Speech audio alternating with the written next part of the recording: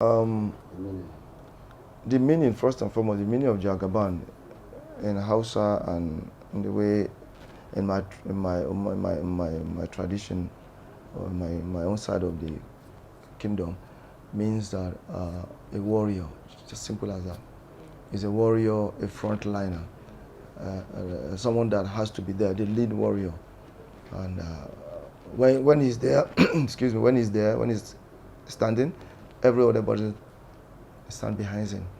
And when the weather is tough, he storms it and he gets there and do whatever is supposed to be done.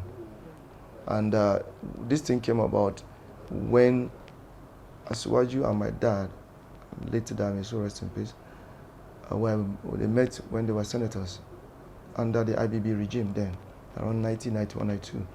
And that's how when they were senators, and both of them, my dad was in NLC, Asuwaju was in SDP. But because of they have same ideas, that ideology of progressive then, right from that early age and early time, they came together and they had the same principle, very, very strong principle, especially they believe in the democratic aspect of the country. And they came together and they became friends. So eventually the friendship grew and became stronger. Along the line, something happened.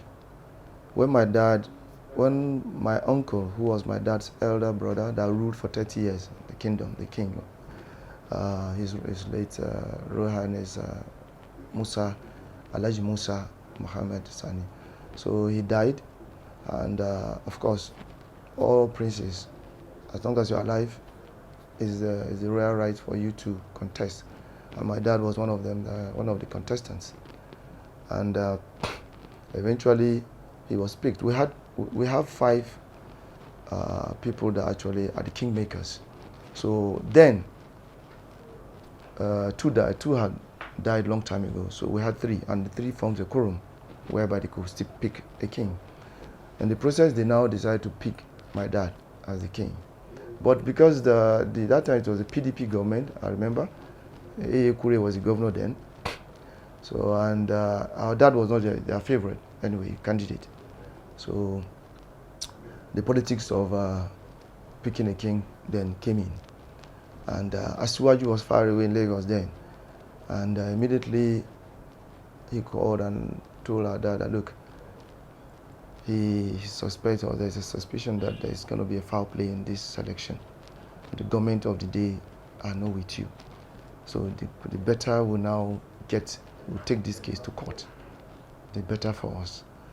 Our dad agreed, but give time to see what actually would transpire in the process, because he was supposed to be announced the next king.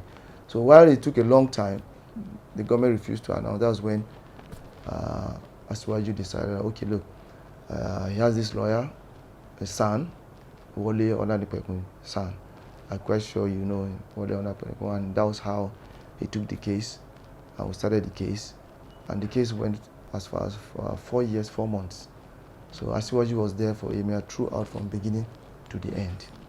So from the beginning to the end, and that was how the relationship grew stronger and bigger and better. So after our dad won the case, I think I was there, the Supreme Court that day. Justice Mohammed Uwais was the late judge, and who was the Chief Judge of Federation then, and gave the judgment in support of our dad. And that was how our dad won the case.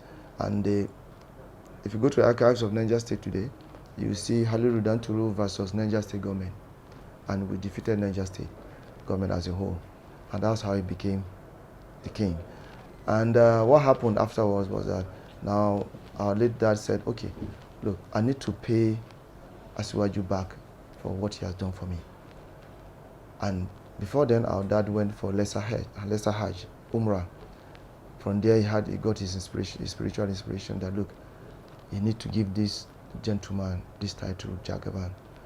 And when he got back, he said, look, I'm going to give you a title that will help you to grow politically, even I'm alive or dead. And I believe you'll be the king, you'll be the next president. One day, you'll be a president one day. So this Jagaban will help you tremendously. And that was on the 25th of February 2006. That was when he was turbaned. And And that same fateful day, the former president, Muhammad Buhari, was in attendance. Our dad was there. The vice president then, Atiku Abubakar, was in attendance. And Asiwaju was sitting in the middle of, in between Muhammad Buhari and Atiku. And all of a sudden, our dad told us late in the night, that same day, that these two will be president of this country one day. But he doesn't know whether he's going to be alive then. But he prays it come to pass. And today is history. Thank you very much. We would have to come for a special